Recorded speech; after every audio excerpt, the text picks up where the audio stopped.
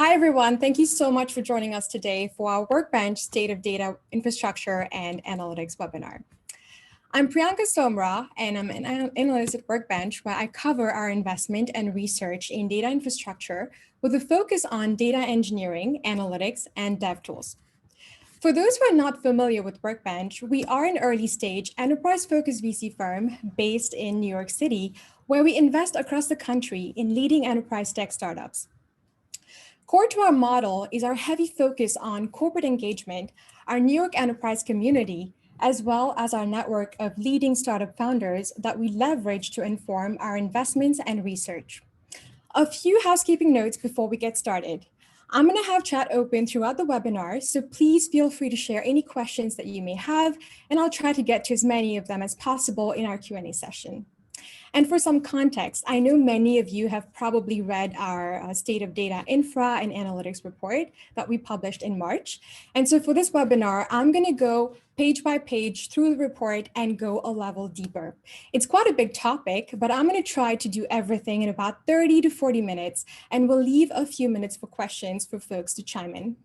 I'd be more than happy to do a deeper dive, so definitely feel free to follow up from today's webinar and we can chat more offline. Again, really appreciate everyone for joining us today. And with that, let's get started. At a very high level, these are the topics that I'll be covering in detail today. I wanted to kick off and explain how the rise of data engineering is bridging the tooling gap in the modern data ecosystem, and how it is a core function that is fundamentally critical for the convergence of all the different roles and workflows across data teams. There are more data engineering jobs now than ever before. Depending on the size of the organization, the role of a data engineer will vary.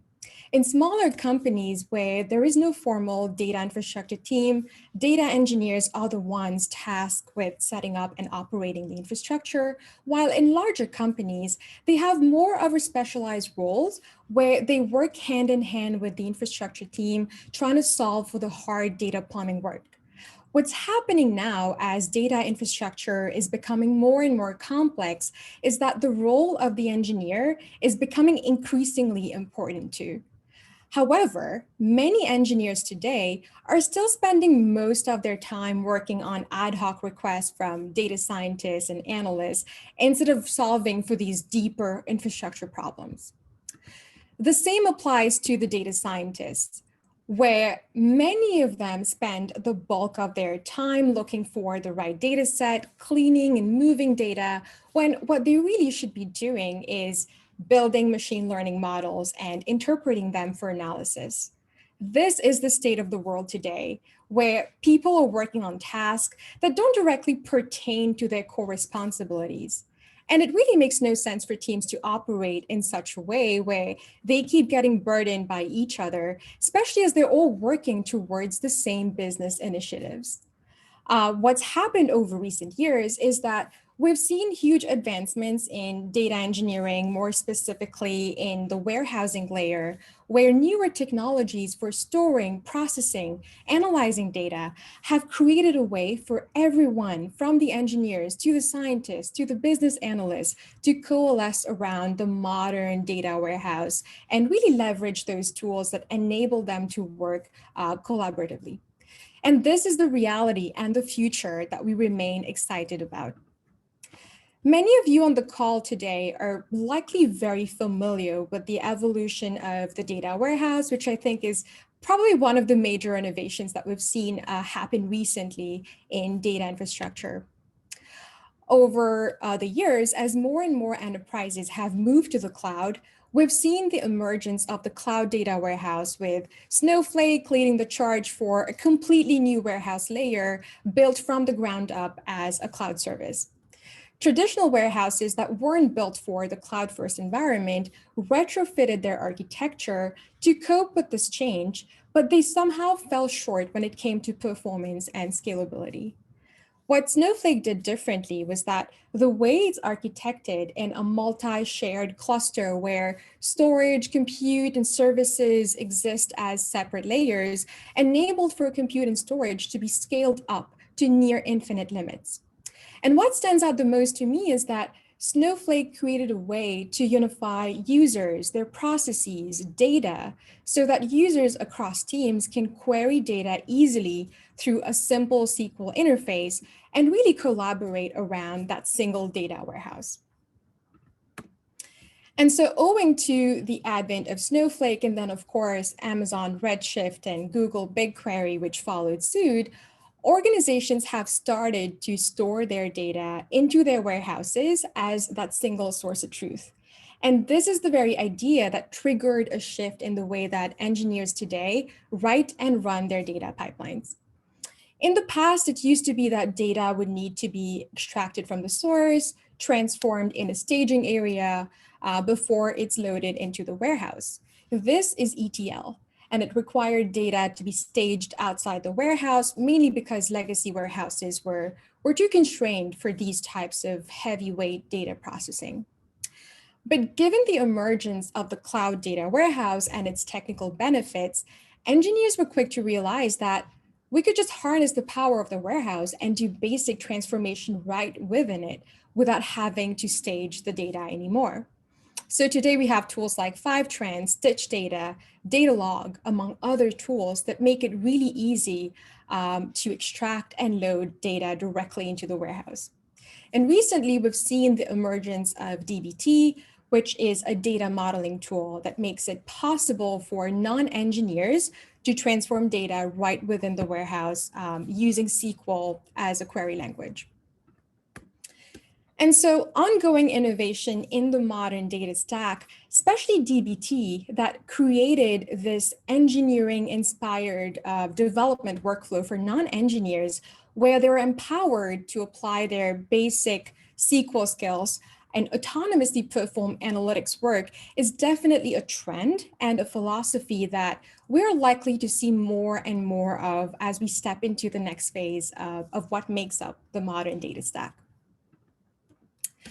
With that, let's dive right into the top 4 trends outlined here that we think will be critical in defining the next phase in infrastructure and analytics. So the first trend I wanted to touch upon today is data catalog, lineage, and discovery, a category that falls into the realm of data management and operations, and one that's quite seen the buzz over the last year, as demonstrated here by the tremendous venture capital activity in the space over the past few months. So very quickly, to explain what I mean by data operations and how that relates to data management. By data ops, I'm referring to the practices that bring together the tools, the processes, and the people that are powering those end-to-end data pipelines in a way that really facilitates the movement of data from one point to another and eliminates the gap from processing data to extracting insights out of it. And the number of startups that have emerged in the broader data ops and management category is a testament to the growing need for a better way for organizations to manage their data. While this is not an exhaustive snapshot of all the different companies that are tackling this space, the ones that I showcase on this slide are some of the companies that our team has either met with or those that often come up in conversations with our corporate and VC network. We've been observing that large enterprises have been collecting massive amounts of data over the years, but their systems weren't quite built from the ground up to facilitate advanced forms of data accessibility, due to which it's become incredibly hard for teams to access data on demand or even trust the data that they're working with. And folks on the ground are very familiar with this problem. I've spoken to a lot of data practitioners, ranging from the data engineers to the scientists to the BI analysts, asking them about their number one pain point.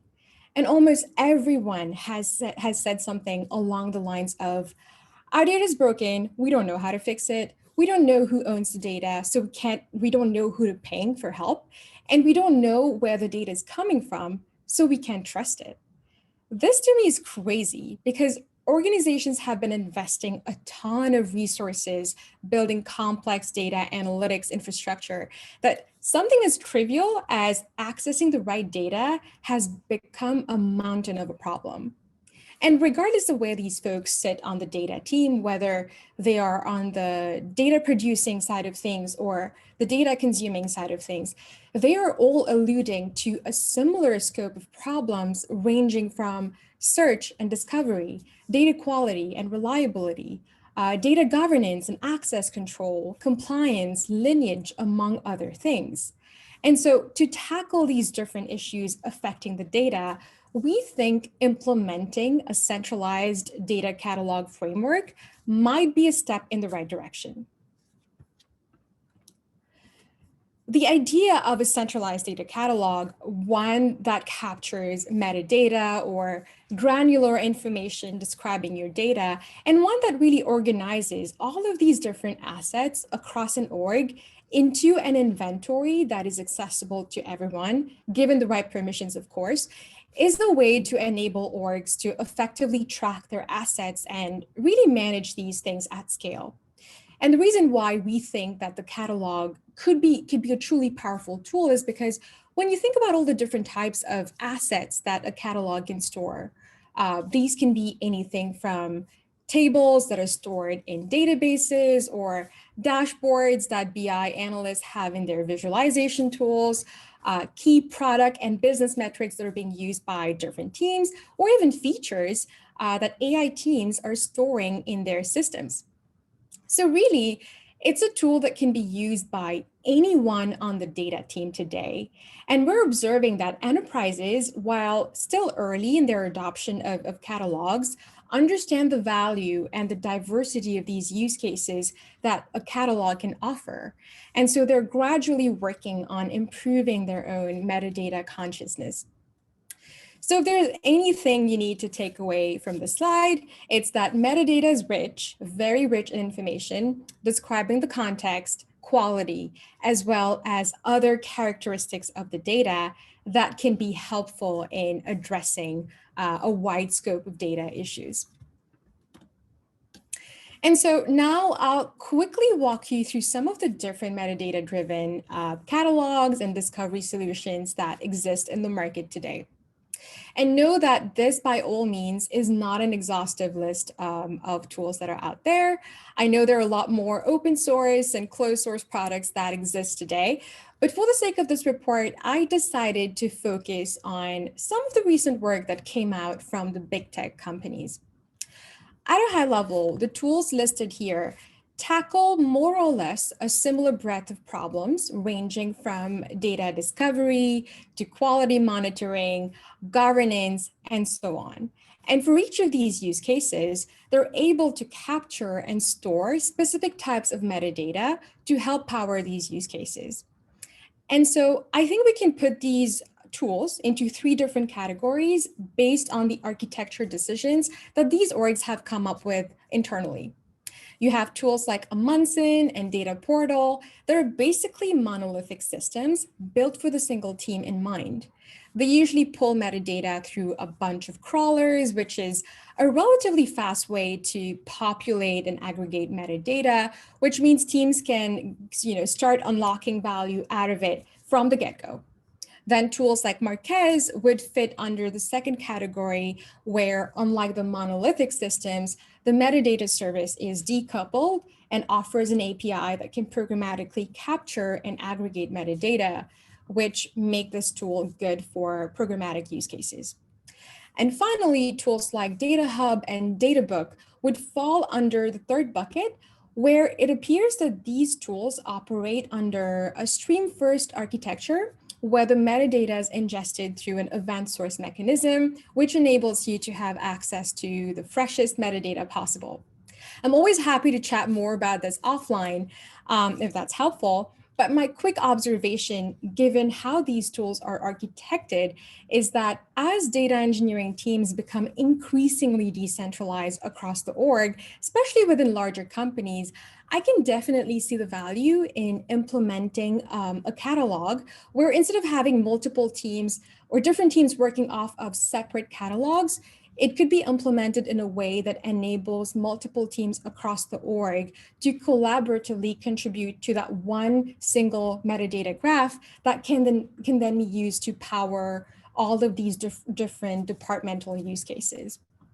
It's still quite early to say, though, how exactly that would play out or how that gets adopted across the enterprise, but it's definitely something that I'm mostly interested in and looking forward to in this space.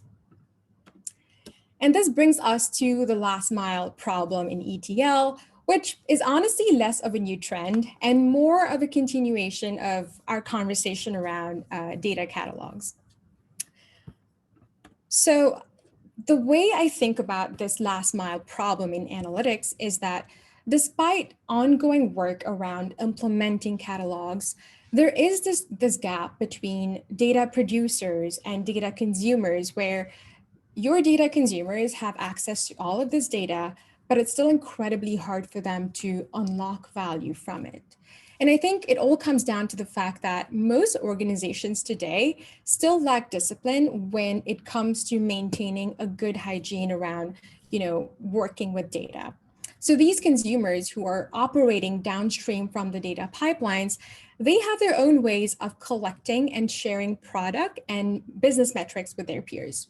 What ends up happening is that you have teams storing their own copies of the data on spreadsheets, CSV files on their own laptops, and end up using different cuts of the data.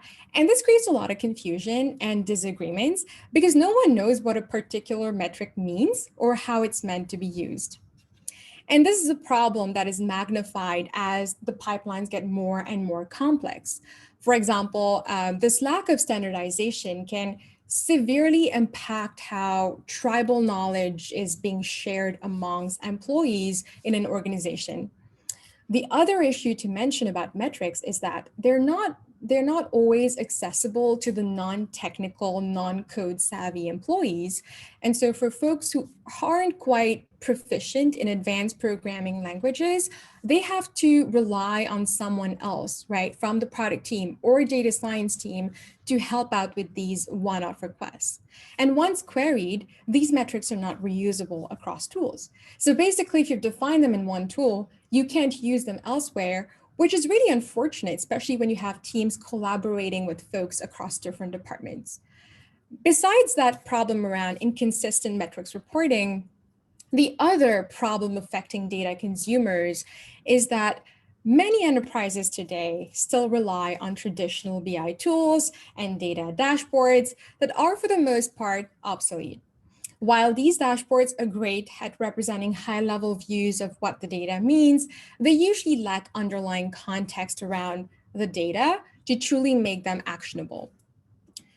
So to quickly walk you through a few solutions that have come up in the market recently, the first one is what we're calling the centralized metrics repository, where the idea is that you can define and store all of your key metrics across the business and products in a single place where there is adequate documentation and metadata around them, so that when folks query these metrics, they know exactly what it means and how it's meant to be used. And the best part is that these metrics are reusable across tools. So there are a few companies that are tackling the space, including Transform Data, DBT, Dataform, and LookML by Looker. And to the problem around democratizing analytics, we are seeing the rise of computational notebooks that seek to make it as easy as possible for data scientists to share their works with one another. It's crazy to think that to this date, many data scientists still operate on a fragmented set of tools that typically comprise of Python notebooks, BI tools, PowerPoints, CSV files, and so on. But that's the reason why data scientists find it incredibly hard to reproduce and test their projects or even collaborate with their teammates. And this is actually pretty bad because data science as a function is meant to be collaborative. But as data teams become more and more sophisticated, we think they're going to need a better workspace to operate on, so they can be better, they can be more efficient and productive at their work.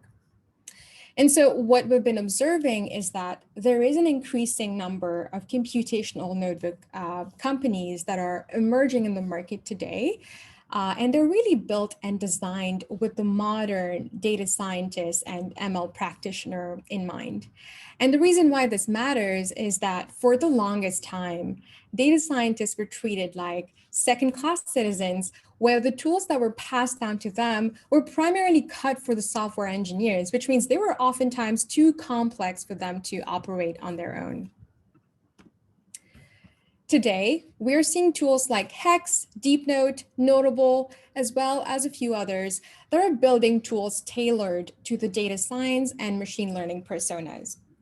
What stands out from these tools is that they preserve the ease of use and features that data scientists already love from tools like Jupyter Notebooks and bring it all together onto a platform that is interactive, that makes it easy for folks to version control their codes, reproduce, test their work, communicate in real time on projects with their teammates.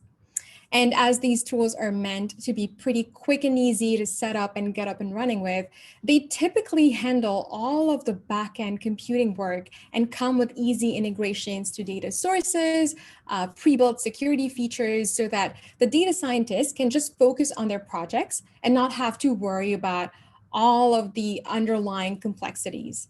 And this is what I find to be the most compelling part from a product standpoint, because it really focuses on helping the data science teams to be productive from the get-go.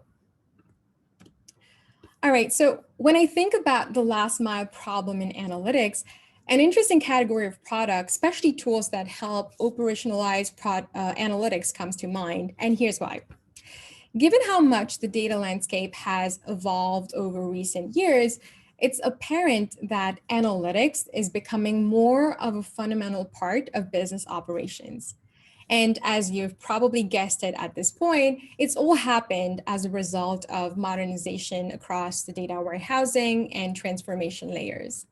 There are different ways in which data can be consumed out of the warehouse. It can be fed into BI platforms, data science applications, or into third-party applications. If you look at BI operations, they typically rely on historical data, so they don't have a need for real-time data flows. But third-party apps, on the other hand, could truly benefit from leveraging data in a near real-time manner so it could drive real business value. So to give you an example, think about a customer support rep whose job is to respond to service requests, right? It's critical for the business that the rep can get to these requests in a timely manner so they can assist their customers promptly. But here is the problem. If a rep wants to view a particular segment of that customer data, they're going to have to wait for an engineer to build a point-to-point integration through which that data can be synced from the warehouse to Zendesk. But this is a process that could take days, if not weeks, and is painful to iterate on. And customer success and customer support is just one example. There are different teams across sales, marketing that might also have a need for real-time data. And there's only so much an engineer can do.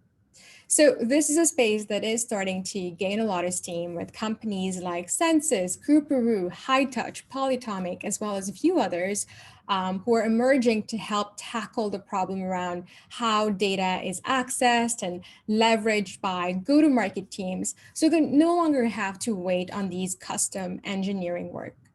And at a high level, these platforms sit between the warehouse and third-party apps like Zendesk, Marketo, HubSpot, and a few others to really help handle that data plumbing work to facilitate the synchronization of data and empower go-to-market teams to leverage a simple query framework, usually SQL, to access the data they need.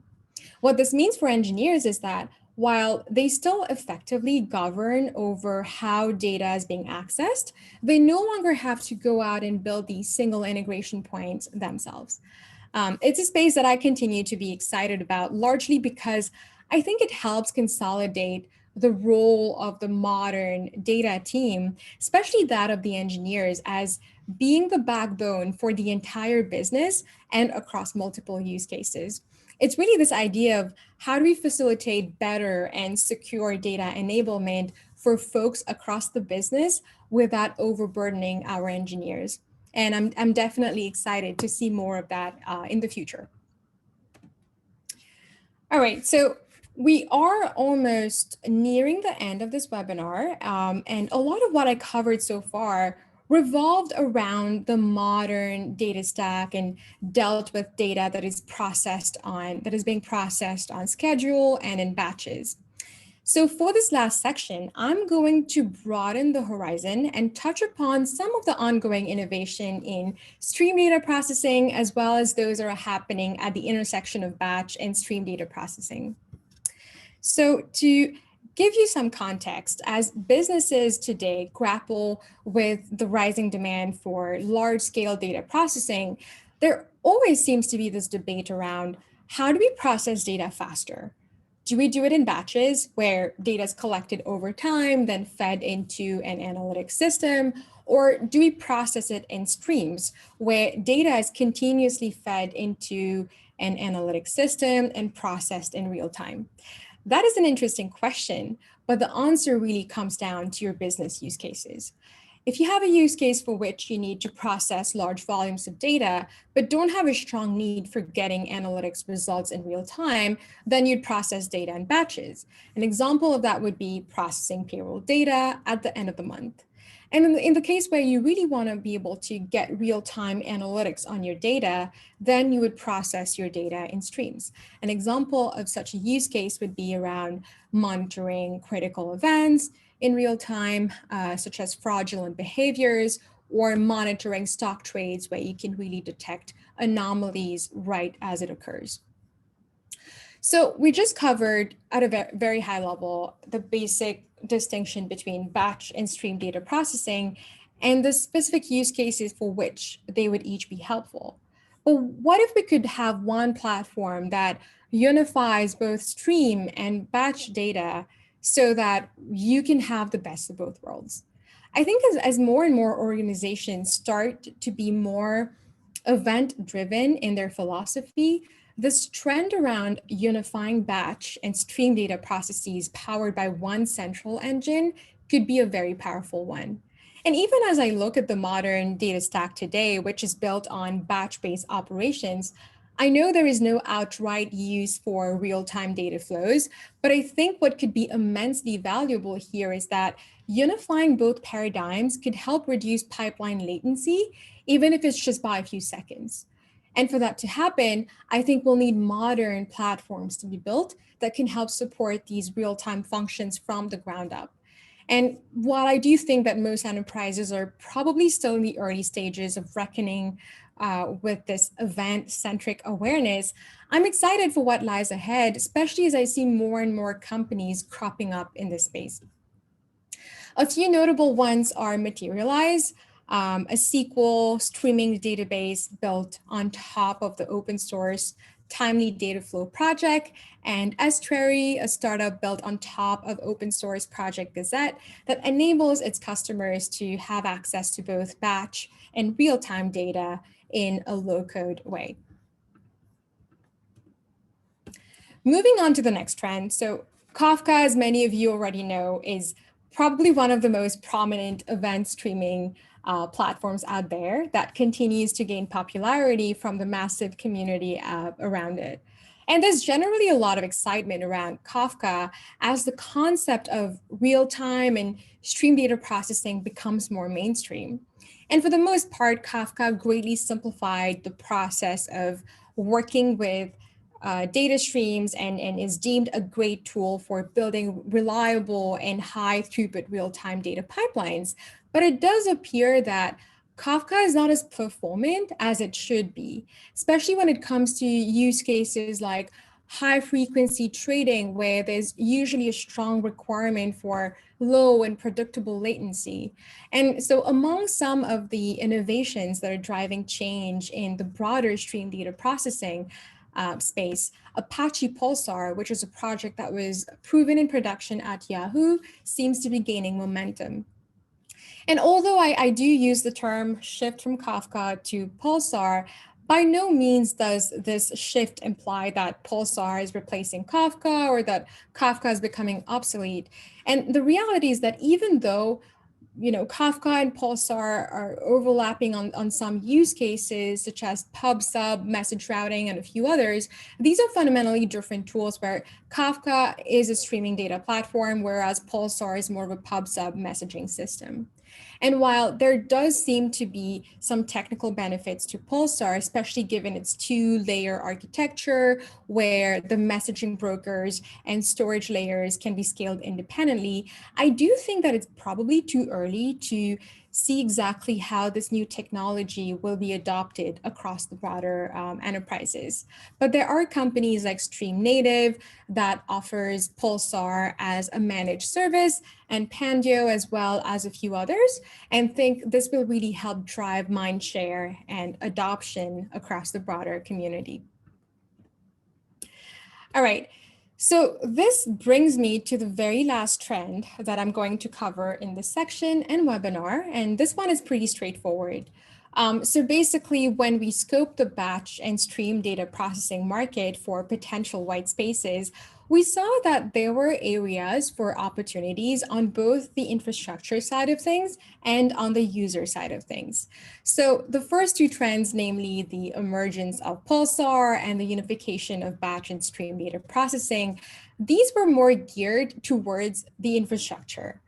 Now, on the user side of things, I think there could be an opportunity for better tooling that help employees query and analyze streaming data in a more efficient way. Basically, in many data-driven organizations today, there is a large number of non-technical employees. And by that, I'm referring to folks who are analytical, but aren't as code savvy as their engineering counterparts.